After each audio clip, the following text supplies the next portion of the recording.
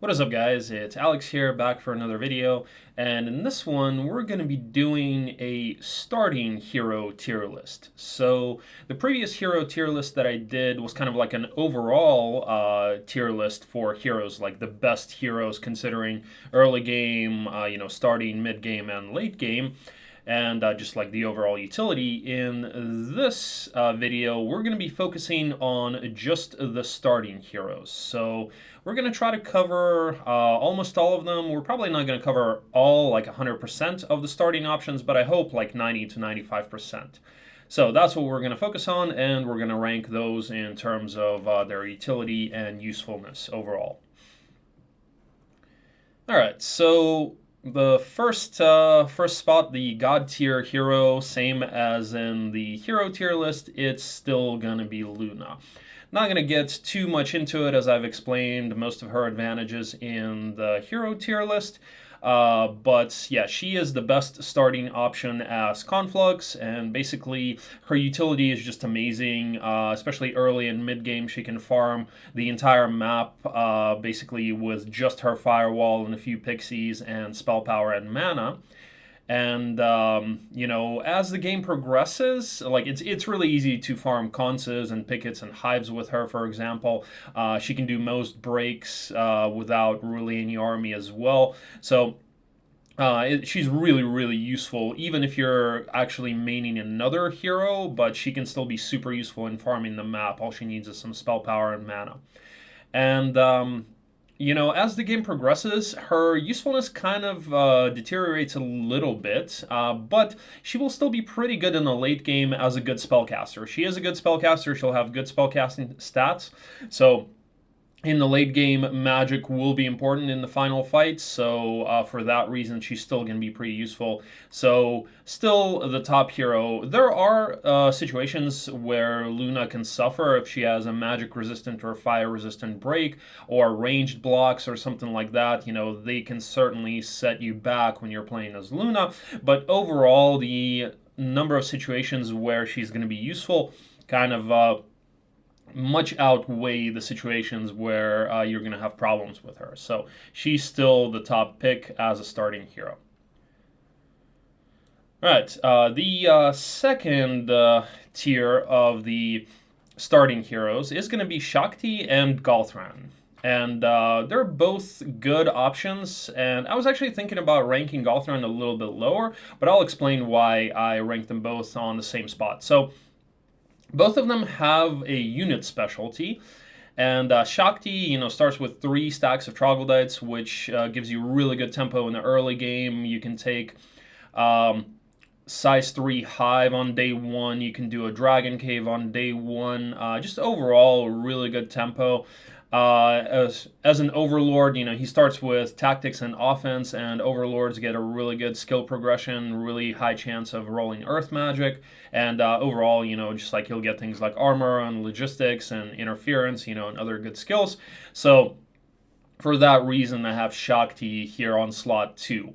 Galthran, while he's not quite as good as Shakti in terms of his skill progression, not as high of a chance of rolling earth magic, and one of his skill slots is eaten up by necromancy, which is not really a skill that you are going to want to have in the final fight, right? It's not a skill that's going to make any difference in the final fight, whereas Shakti can have something like interference filling up that slot, so he does have an extra slot. That's an advantage he has over Galthran. But Galthran doesn't necessarily need Earth Magic, because Animate works even without Earth Magic. And the reason that I have Galthran in the same spot as Shakti is because Galthran's unit specialty actually comes in handy in the mid to late game as well, whereas pretty much all other unit specialties, like Shakti's, for example, they kind of outgrow their importance, right? It's going to be big help in the early game, but then in the late game or mid to late game, you're not going to have any more troglodytes, right? So that unit specialty is not really going to do much for you. However, as Necro, you want to keep your skeleton stack in most cases, and in a lot of cases you're still going to have a big skeleton stack for the final fight, and the higher level Galthran is, the more bonuses he's going to get to the stats of the skeletons because of his specialty. So for that reason, I will still have Galthran on the same slot as Shakti because his specialty can come in handy in the mid to late game, when you're doing fights in the center, when you're taking Dragon Utopias, and even in the final fight. I remember having a game once where it was like month 2, and I had like over 1,000 skeletons, and my opponent attacked my skeletons and couldn't kill very many of them because Galthran was really high level. And he's like, "Why are these guys so tanky?" And yeah, it was because of the because of Galthran's specialty. So that is why I have them here. Okay, next, I will actually have Solmir. So, Tower has a lot of starting options. Basically, you can start as any hero except for Pick a Dream as Tower, because everybody gets the same number of gremlins. And gremlins are basically going to be your power stack until you can start farming something else, like genies or, maybe some giants and into hives or pickets or something like that.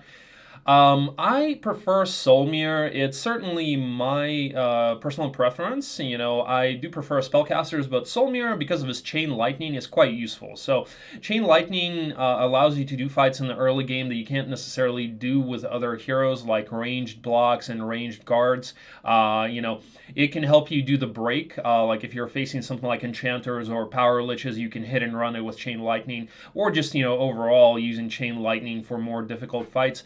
And in the final fight, Solmir's specialty is also Chain Lightning, so his damage is just going to increase as he levels up.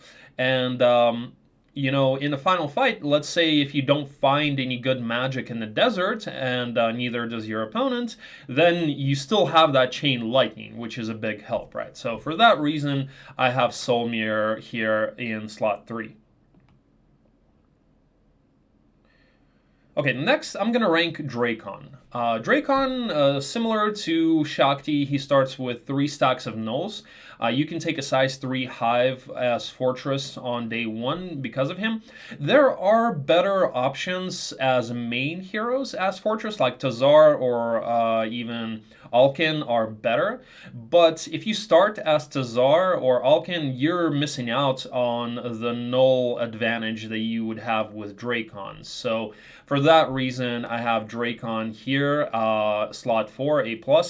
And even if you do main Drakon, Beastmasters are still quite good. They'll be pretty tanky, they'll get a lot of defense, and they get decent skills as well as they level up. Okay, next, I'm actually going to rank the armor specialists. So this is going to be Tazar, Mephala, and Neela. And I'll explain why I have Neela here as well, as I did not include her in my hero tier list before. So, Neela is the worst out of the armor specialists because she's an alchemist, and she doesn't get a very good stat progression as she levels up. So Tazar and Mephala are going to get much more defense as they level up, which synergizes with their armor specialty that much more.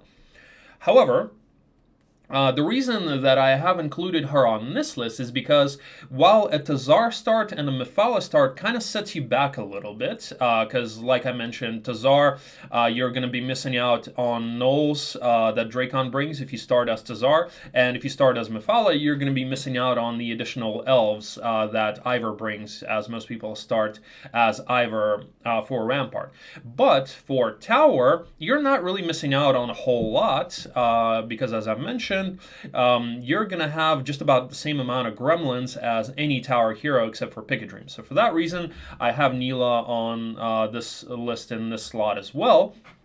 Whereas, Tazar and Mephala are, like I mentioned, they are going to set you back. They're not as good in the early game as a Drakon or Ivor start, but if you can manage to start with them and kind of get through that early game, then they're going to be much more help in the mid to late game because they scale really well. They're probably, armor heroes are some of the best scaling heroes, and in these heroes here, whereas everybody else just about starts to outgrow their unit specialty or their specialty as the game goes on, armor specialists become better, right? So that's why if you can manage a start with these heroes and not suffer too much in the early game because of decreased tempo, they're going to be really good.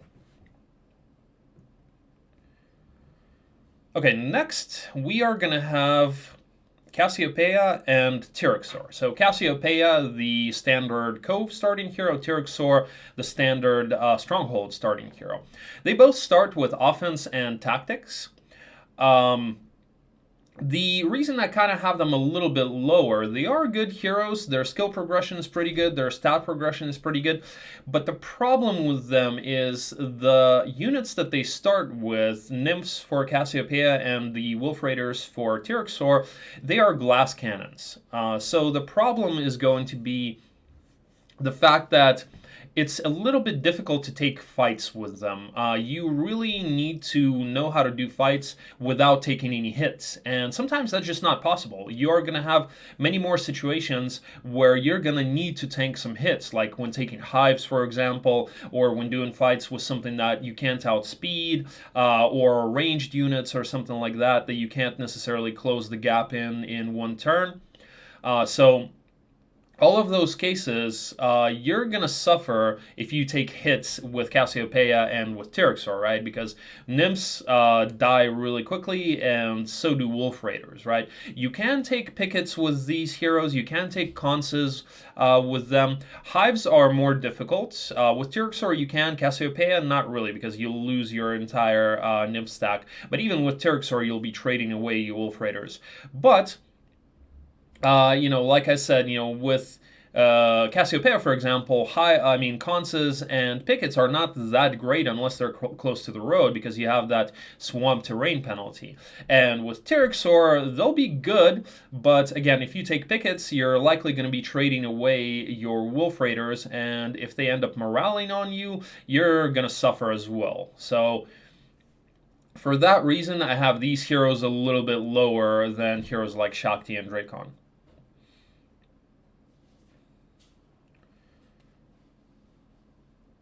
Okay, next, I'm gonna rank Iona and Thane. They are the other tower hero starting options, and they are both Genie specialists. It kind of became the new meta for a lot of people to start as a Genie specialist when they added lamps, right?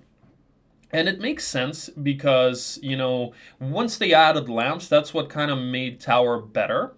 And giving the additional bonuses with the plus speed, for example, giving them speed 13 on snow instead of speed 12, allows you to, for example, get the first move in hives. So, imagine if you have earth magic and mass slow, then hives just become really easy because you'll get the first move and you can actually slow them, right? So it does make sense, but there's certainly nothing special in the early game. Besides the Genie specialty, they don't really give you any other advantage. So I would say their utility is pretty limited, but certainly a viable option, and especially for Tower, as you start with about the same number of gremlins as with anybody else except for Pick a Dream. Okay, next, we are going to rank Ivor, Kalth, Monair, and Grindon. So Ivor, the standard start for Rampart. Kalth, the standard start for Inferno. And Grindon, probably the other most common start for Conflux besides Luna. And Monair, I just felt like including him just to have a warrior conflicts hero, because some people do want to start with a warrior hero. Not very common, but we're going to include him in this list anyway. So as far as Ivor goes, he starts with archery and offense and 2 stacks of elves. He has elf specialty. It's pretty good. He's not a bad hero. He'll have some decent skills. He'll get skills like armor and interference and tactics. The problem is that he's not going to have the best chance of rolling earth magic, and same goes for Kalth, for example.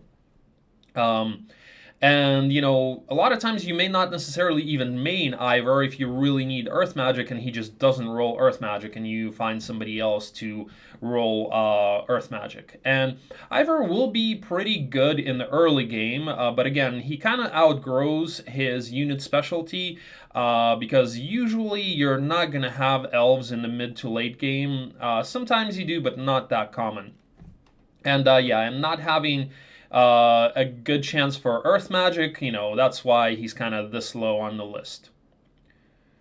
All right, Kalth, Inferno heroes in general are just not that great. I mean, Inferno, doesn't have good units, doesn't have good heroes, so kind of double whammy there.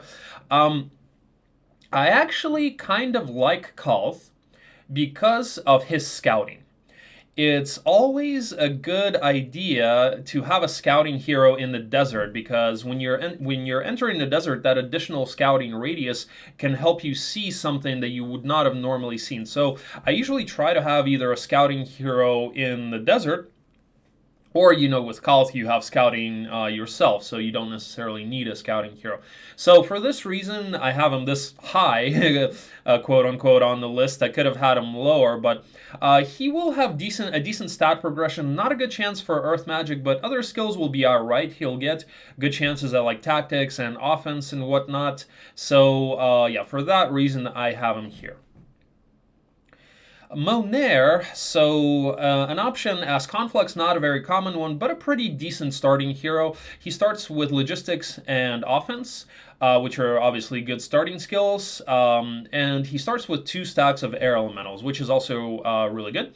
The kind of problem with him is his specialty. It's psychic elementals or magic elementals, which kind of it's not going to be that common that you actually kind of make use of that specialty. You're not going to have a magic elemental power stack that often as Conflux, so the specialty doesn't really help you that much. So Grindin is the other most common starting option as Conflux, and he is decent because of his Earth Magic that he starts with, and he starts with Slow, right? So usually by around level 5, you can have Expert Earth, which is really, really early. Like turn 2, you can potentially already have Expert Slow, Mass Slow, and that allows you to do much more difficult fights. Like you can start taking pickets, you can do more difficult fights than you would be able to if you did not have Slow. You could go for experimental shops, you can go for conses. So for that reason, we have Grindin over here. He's pretty decent. His specialty is not that great. So as far as his specialty goes, it's plus 350 gold, which, it's always nice to have extra gold, but, you're never really too happy to have that specialty on your main hero, right? So for that reason, he's kind of this low on the list. Okay, next we are going to have Josephine, Gretchen, Derek, and I'm actually going to add Kier over here. I'm going to talk about Kier first and the rest of them afterwards because Gretchen, Josephine, and Derek are here kind of for the same reason. Kier used to be the go-to option starting hero for Rampart, but since they nerfed logistics specialists are not nearly as OP as they used to be. So for that reason, now you kind of rarely see people start Kier. It still does happen sometimes, but basically, because logistics was nerfed, Kier is this low on the list because logistics is not quite as useful anymore. All right. And Gretchen, Josephine, and Derek are basically here for their ability to take hives. People sometimes start Gretchen as Stronghold, and people sometimes take Derek as Cove. And Derek helps you take hives, and so does Gretchen. However, both of them can only take a size 2 hive on their day 1 armies. So, when comparing them to like Shakti or Drakon, who can take a size 3 hive, they're not quite as good. And when you take Josephine with her 2 stacks of golems can also help you take a hive. You can actually take a size 3 hive if you also build golems on turn 1 and use a better hero like somebody like Shakti or an Overlord, an offense hero, somebody like that. You can actually take a size 3 hive, But the problem with that is that taking hives as tower is not that great. Unless they're right next to the road, you really don't want to be dragging Wyvern through the snow. So for that reason, I kind of have Josephine this low on the list. She is a viable start, obviously, and golems in general are decent, but again, you're kind of going to be looking for genies, and you're going to be trading away that golem stack anyway. So for this reason, I personally prefer starting as any of the above tower heroes rather than Josephine. But some people do like starting as her. And at the very bottom here, we are going to have Valeska and Ignatus. So Valeska is your basically only starting option as castle. She starts with 3 stacks of archers, starts with archery and leadership, but she's not that great. As any castle hero, castle heroes are just not that good. They don't have a good chance of earth magic, and in general, Valeska is going to be the one that you need in a really early game. She'll help you take churchyards and crypts and some fights in the early game. But as the game goes on, as Castle, you're oftentimes going to be maining the first hero who rolls Earth Magic. So for that reason, Valeska as a starting hero, she's all the way at the bottom here. You have to start as Valeska, but you're not really that happy that you don't have any better options as Castle. And as far as Ignatus goes, he's not that bad. Starts with 3 stacks of Imps. But the problem is that Imps, he's the other starting option for Inferno. Most people start with Kolth, but you can start with Ignatus, and Ignatus can actually take a size 2 picket on his day 1 army, which is, more than Kolth can actually do. However, the problem is that Imps are just really squishy. They cannot tank. They cannot take highs, and even if you go into pickets, if the Wolf Raiders morale into your Imp stack, you're done. You can't really do anything. Kind of the same as Cassiopeia and Tyrixor. Well, whereas they actually have stacks that are glass cannons, well, Ignatus has a stack that's a glass cannon without the cannon part. So, they can't really hit and they can't really tank. So Imps, really the bottom tier of the tier 1 units. And on top of that, Ignatus starts with Tactics and Interference. Tactics is pretty good, but Interference is no help in the early game. Interference helps you only when you start fighting your opponent, right? So in the early game and fighting, farming the map and stuff, it really doesn't help you. You would much rather have a skill like Offense or something like that. So for that reason, I have Ignatus at the bottom as well as Valeska. Okay guys, well that's it for this tier list. I hope that you guys enjoyed this video. Thank you guys for watching, and as always, if you want to check out more Heroes 3 content in English, you guys can check out and follow my Twitch stream. I'll have the link in the description below. And I will see you guys in the next video and on my Twitch stream. So, hope you guys are having a good 2021 so far. Hopefully it's better for everybody than 2020 has been for most people. And so take care, and I'll see you soon. Peace.